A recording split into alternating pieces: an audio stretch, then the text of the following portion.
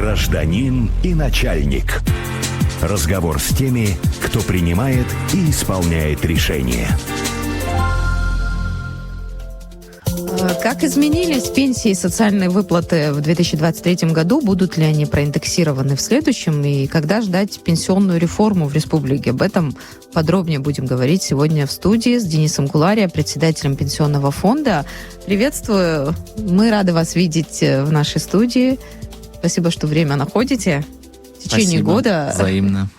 Мы это очень ценим. Наверное, начнем со свежих новостей. В парламенте проходит заседание как раз, и приняли закон об индивидуальном учете в системе обязательного пенсионного страхования в первом чтении. То есть еще предстоит доработать законопроект, но это такой шажок в сторону реформы, можно сказать. Как вы восприняли? Воспринял очень благоприятно. Это на самом деле нужно было сделать давно. Нам облегчит, и люди заинтересует. Это будет и увеличится, на мой взгляд, увеличится количество поступлений страховых взносов, и люди будут заинтересованы в том, чтобы у них шли пенсионные накопления в ходе трудовой деятельности, чтобы когда уже выйдут на пенсию, они не получали фиксированную сумму, будет, естественно, скорее фиксированная сумма, и плюс персучет позволит за время работы, сколько накопилось, уже помимо фиксированной, еще то, что накопилось, уже с учетом расчеты будут попозже предоставлены, будет рассматриваться, какие нам подойдут больше расчеты, формулы, и по этим формулам будут рассчитываться пенсии. И, несомненно, она будет уже больше, и каждый человек за свою трудовую деятельность, сколько он накопил, с этих расчетов будет выплачиваться. То есть, простыми словами, если объяснить нашим слушателям, вот сколько ты взносов сделал, сколько ты лет отработал, от этого будет зависеть твоя пенсия. То есть она не будет теперь одинаковая для всех. Да, естественно. Независимо от стажа, зарплаты. Да, и это не сразу заработать и невозможно, а нужен определенный период времени. Будет выгодно, вот как мы говорим, чтобы заработную плату в конверте не получали, будет выгодно, чтобы работнику, чтобы ему платили заработную плату белую, и отчисления делались в соответствии с законом. Вот, грубо говоря, не утаивать. В целом эффект и для экономики, не взносов. Только для тех, кто будет эту пенсию получать, но и если работники заинтересованы в том, что работать не по серой схеме получать зарплату, то есть это и такой эффект в целом для экономики должен быть. Ну, для экономики, да, в общем, люди должны думать о будущем, и никого винить уже не придется. Сколько накопил, сколько работал, как вот ты получал заработную плату, от этого будет зависит твои выплаты уже будучи на пенсии. Так что, грубо говоря, никого ты винить не сможешь. Сколько заработал, столько и получил. Это здорово, но как вам кажется, как много времени у нас может занять вот эта реформа? Понятно, что много факторов. Любая реформа, она, как говорится, для этого нужно время, и дисциплина, и эти факторы, они экономические факторы многие, но нужно их преодолевать постепенно. Я думаю, что лучше так уж начинать реформы, чем совсем их не начинать.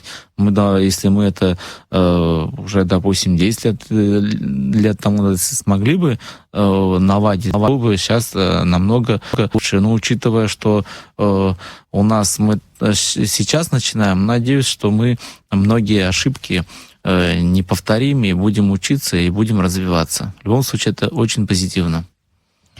Да, но все-таки о сроках 3, 5, 10 лет сложно, да, сказать все-таки по времени, как это быстро может произойти. Вы знаете, это сильно отразится уже на людях, которые работают, еще им работать там 10-15 лет, не менее, потому что пенсионная реформа и пенсионные сроки, они уже от 20 лет, там 15 минимум лет, когда уже люди почувствуют эффект, там 10 лет уже, минимум 10 лет, я думаю, и переходной период тоже будет минимум год-два, пока наладится эта система. Тут много еще работы, и сам закон придется дорабатывать.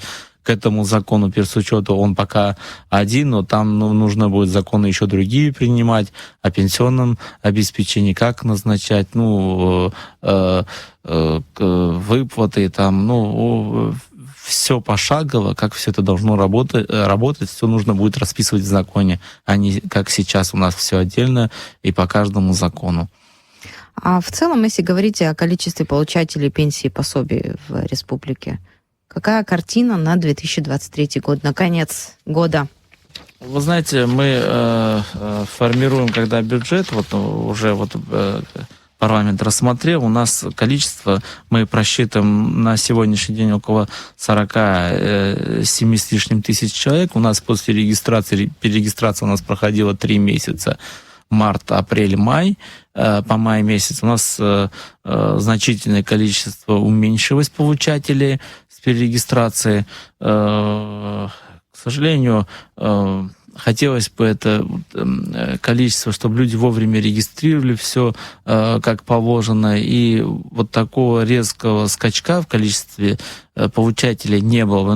То имеем, там много факторов, и у нас единственное получатели доплат к пенсии, вот именно те, кто не могут оформить российскую пенсию, по баллы не могут набрать, и стажи, не те параметры, стажа, да, которые требует Российский пенсионный фонд, учитывая такое количество, у нас ежегодно минимум где-то на 2000 человек больше прибавляется количество получателей доплат. А так, все это прогнозы нам Министерство труда Абхазии предоставляет. Мы из этих расчетов из года в год формируем бюджет на следующий, как и в следующем году. О бюджете, я думаю, успеем еще поговорить. А вот по количеству меньше стало. Как это объяснить? Это хорошо для пенсионного фонда? То есть возможностей больше у фонда, деньги сохраняются, можно на пособие, пересмотреть какие-то, может быть, в течение года, потом какие-то выплаты, другие нужды. Конечно, это все важно. Каждый рубль ценен для пенсионного фонда. Благодаря этому, то, что у нас своими средствами, что мы могли выплачивать и до конца этого года, 2023 года, мы сумели выплатить единовременные выплаты к Дню Победы по 20 тысяч рублей, как вы знаете, там 1000 с лишним человек. Вот. Также мы вернули Российскому пенсионному фонду выплаты около там тоже у нас были сумма около 24 с лишним миллионов рублей. И мы дотацию в этом году практически, можно сказать, не воспользовались. Из 140 миллионов было востребовано всего лишь 15 миллионов из республиканского бюджета. Мы своими силами справились. И еще мы с 1 января, уже расчет заявки формируется в отдел социального обеспечения, мы уже с 1 января будем уже выплачивать повышенную пенсию 11 категориям получателей пенсии. А каким образом вот такая положительная динамика, на ваш взгляд, что повлияло? Положительная динамика было увеличение минимальной заработной платы там, с 5000 до 10 тысяч рублей, хотя мы понимаем, что по факту люди получают еще больше. Но уже закон, когда обязывает, что коммерческие хозрасчетные организации не могут устанавливать заработную плату ниже 10 тысяч рублей, то, естественно, у нас поступление тоже увеличивается. Все это взаимосвязано. Вы знаете, потом много факторов. Еще это второе. Было увеличение заработных плат отдельных категорий, связанных с бюджетников тоже. Вот периодически сейчас будет индексация. Я знаю, что до конца года будет проводиться индексация. Дополнительное поступление в фонд. Это уже второе. Третий, естественно, курортный сезон. Вот, в общем, социально-экономическое, занятых, новые рабочие места, увеличение заработных плат. Мы говорим, конечно, очень часто тех, кто утаивают, там заработную плату получают в конверте. Вот это и есть. Но и также много организаций, которые все делают в рамках закона и в белую выплачивают людям, работникам заработную плату. И у нас, естественно, таких работников, таких работодателей становится больше и больше, и у нас, естественно, увеличивается поступление страховых взносов в фонд. Но при этом должники фонда, они все еще есть. Мы не так давно говорили о должниках, и о самом крупном должнике, это Черноморэнерго, и вообще о том, что нет вот этого механизма списания долгов в случае, когда, допустим, предприятия закрываются, там фирмы какие-то закрываются. А вот этого механизма списания долгов, если помните, мы обсуждали лесхоз гагарский. Да. Вот такая интересная история с ним была, что не функционирует давно это предприятие, а тем не менее как бы в реестре числится и как будто бы должны делать отчисления. Вот по поводу вообще должников, что-то изменилось? И что делать с теми предприятиями, которые не работают? Вы знаете, лесхоз, в принципе, можно сказать, он буквально пару лет тому назад он работал, функционировал периодически, и отчисления страховых взносов были там. А есть те организации, которые 10 лет тому назад функционировали, их просто физически, как они на бумаге есть, они не ликвидированные. Может, и долги в других, и по налогам есть, может, еще какие-то обязательства. Они мертвые механизмы, на самом деле, списания долгов, налоговых, там по другим фондам нет на самом деле.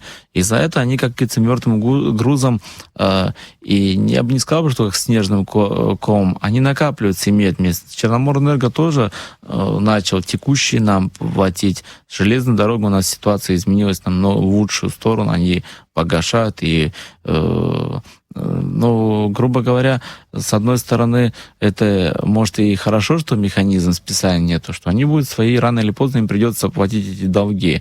А в этом году у нас мобилизовано по старым долгам за 11 месяцев, я могу сказать, что 112 миллионов. Вот, это добровольно, или по инкассовым поручениям было списано 17 миллионов 600 тысяч рублей. Это большая сумма для фонда, чтобы понимать? Это не огромная сумма для фонда, но неплохо, 112 миллионов рублей. И по инкассе некоторые добровольно заплатили. Вот у нас дорожно-строительный комбинат по Гудаутскому району 20 с лишним миллионов была погашена задолженность. Вот, это уже задолженность висела минимум 2-3 года. Вот, было полностью погашено. Вот, и это хороший результат, я считаю. 112 миллионов, на моей памяти такого не было, чтобы в течение года, чтобы столько было мобилизовано старых, долгов. Вот, это тоже нам поможет. Это практически потребность выплат в месяц. Вот это о многом уже, конечно, говорит, и для слушателей, для понимания. А в целом есть сумма, должники сколько еще не додали фонду? Общая Вы знаете, сумма? тут еще есть такой момент, какие мы долги называем просроченные. Кто-то делит на какие-то группы, безнадежные, есть, но где это расписано, чтобы в законе или на что-то ссылаться, в принципе, такого нет. Но если месяц или просрочили, отчет не сдали, даже квартал, она считается уже просроченная. Но ситуации бывают разные, но близко к 400 миллионов рублей в общем доходит только один Черноморэнерго за 100 с лишним миллионов задолженность. Но, в принципе, это и не огромное, и не критическое. Там, я думаю, естественно, так если смотреть, 60-70% можно эти долги еще взыскать, вернуть в бюджет фонда. А остальная часть, 30%, конечно, абсолютно, скорее всего, безнадежная. Очень сложно будет. Но, тем не менее, никого от этого не освобождают, им придется платить. Пока нет механизма. Да, сложности сохраняются, из года в год эта проблема с должниками остается. Формирование нового бюджета пенсионного фонда, принят бюджет фонда, что интересного в новом году, что было заложено? будут ли проиндексированы в новом году? Бюджет фонда на следующий год, естественно, больше, чем в этот год, но по цифрам, если смотреть, не существенно, не огромная разница, но тем не менее в следующем году у нас с 1 января мы уже начали, отдел социального обеспечения начали сегодня, как вы озвучили, принимаются вопросы в области пенсионного обеспечения, повышения пенсии. Я думаю, депутаты не будут против повышения. Это касается 11 категорий пенсионеров. Вот. И возвращаясь к тому вопросу, в следующий год с 1 января мы планируем выплачивать 11 категориям повышенную пенсию, это минимум на 2000 рублей. Это коснется 5174 человека, пока по тем данным, которые есть на сегодняшний день. Но в любом случае это позитивно. Инвалиды, вот самая многочисленная категория, это инвалиды второй группы нашей Отечественной войны народа Абхазии 92-93 года, с 7500 рублей будет получать 9500 и так далее. Вот есть там категория у нас, где инвалиды срочной службы, у них там повышение будет не 2000, как вот высшей категории, а есть и 3400 рублей, на 400 рублей 2900 и 2700. Их количество не столько, как вот инвалидов второй группы, но тем не менее, я думаю, это позитивно и будет приятно уже с 1 января получить повышенную пенсию. И в течение года, в зависимости от поступлений в бюджет, будет, если возможность, это не ограничены вы законом, там где-то какие-то пособия выплатить. Но эти вопросы тоже я не хочу забегать вперед. Я считаю, что то, что мы говорим, нужно выполнять 100%. И я бы не хотел бы наших зрителей обнадеживать какими-то пустыми словами. Но могу сказать точно, что мы, когда подведем итоги первого полугодия, дай бог, в следующем году, мы посмотрим в общее экономическое положение вообще в республике. Это же, сами понимаете, от множества факторов зависит. И мы будем считать, и уже те наши пенсионеры, которые по возрасту, получатели доплат первым делом, всем остальным инвалидам детства, круглым сиротам, вот этим категориям будем смотреть по своим возможностям, будем считать, мы сможем ли увеличивать тем или иным категориям, и насколько мы сможем увеличить, просчитать должны, и уже будем принимать решения, естественно. Я к тому, что бюджет все-таки можно корректировать, вносить в него в течение года тоже изменения, если будет такая возможность по поступлениям. Совсем недавно тоже было внесение изменений в бюджет, текущий бюджет на 23 год. Это мы включили единовременные выплаты к Дню Победы, и эти 25 миллионов рублей тоже, то, что Российским пенсионным фондом связано, мы сумели внести изменения, и это не проблема. Занимает определенное время, но это не критично. А как вы оцениваете 2023 год по своей работе? Вот помимо цифр, которые вы озвучили, внутри ведомства, какие изменения? Сами как вы оцениваете вообще работу Пенсионного фонда? Мне самому оценивать работу Пенсионного фонда это неправильно, и я уверен, что те суммы, которые на сегодняшний день получают наши граждане, это не устраивает, откровенно говоря. Нам есть куда расти, над чем работать, но тем не менее за последние даже 3 года бюджет фонда минимум на 570 миллионов рублей увеличился по поступлениям страховых взносов. Благодаря этому мы, в принципе, кто помнит, то и доплата у нас было в свое время 1000 рублей, и было к 500 рублям. В общем, 1500 рублей было выплата по возрасту. Мы не стоим на месте, и оценивать, если смотреть в денежном выражении, если сравнивать бюджет фонда с 2022 годом, то на 1 декабря у нас было на 194 миллиона рублей больше, чем в 2020 2022 году. И я надеюсь, что за этот месяц, за декабрь, мы тенденцию почти плюс около 200 миллионов по сравнению с прошлым годом, это неплохо, учитывая, что мы практически не воспользовались дотациями из республиканского бюджета. Ну, не нам себя оценивать, но я знаю другое, что и в следующем году, и в следующие года у нас есть потенциал, что мы можем увеличивать, нужно работать всем вместе, дисциплинированно, как положено по закону. Соответственно, если мы думаем о наших старшем поколении, о наших инвалидах и всем этим категориям, которые у нас есть. Ну а в новом году, мне кажется, упор будет сделательство в том числе, потому что идет разработка новой пенсионной системы. Вскользь мы о ней уже немножко поговорили. Но еще какие задачи вот по гармонизации есть? И по гармонизации, и о персонифицированном учете. Это должно быть программное обеспечение, это должно быть законы, люди.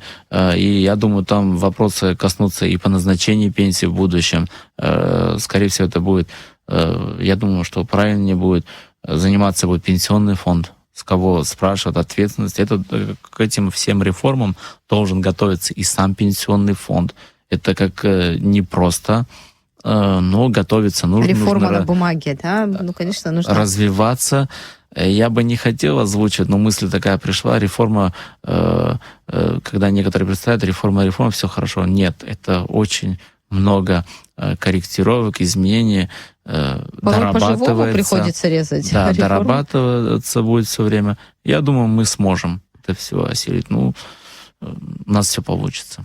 Какие у вас пожелания для себя, для своих сотрудников, для наших слушателей? Вот чего вы ждете от 2024 года?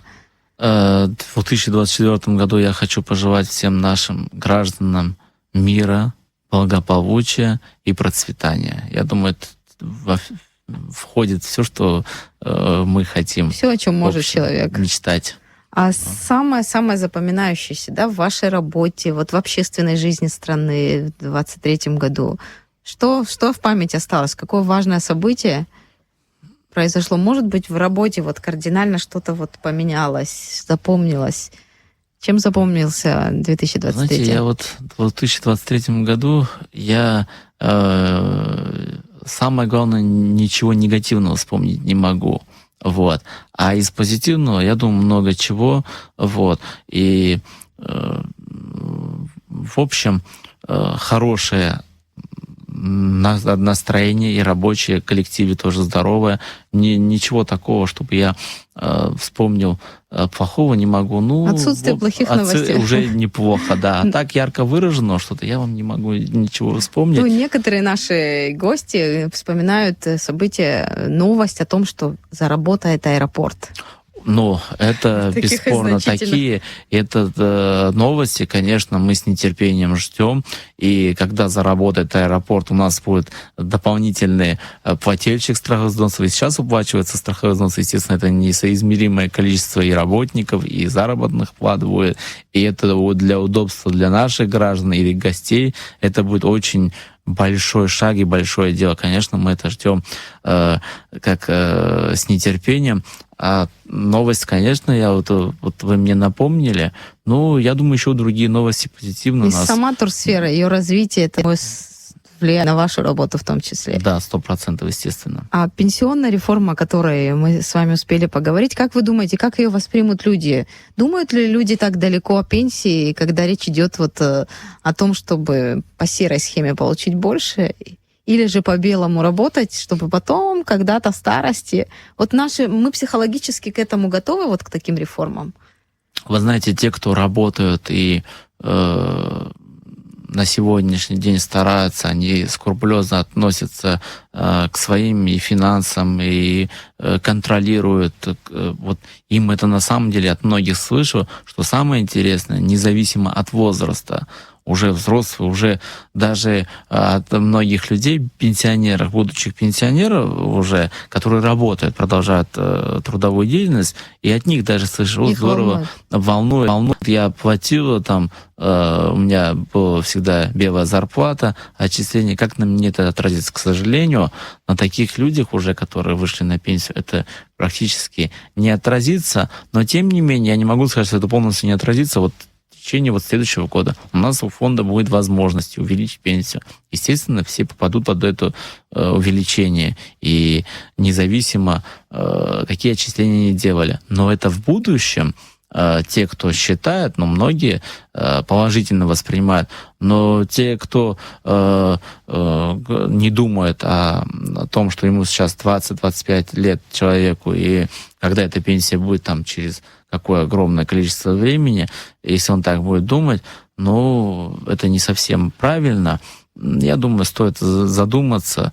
Ну, такие тоже есть. Это всегда и во всех странах есть, это, к сожалению. Ну, психологическая перестройка нужна. Как раз для этого мы с вами время. И обсуждаем эту тему, объясняем важные вещи.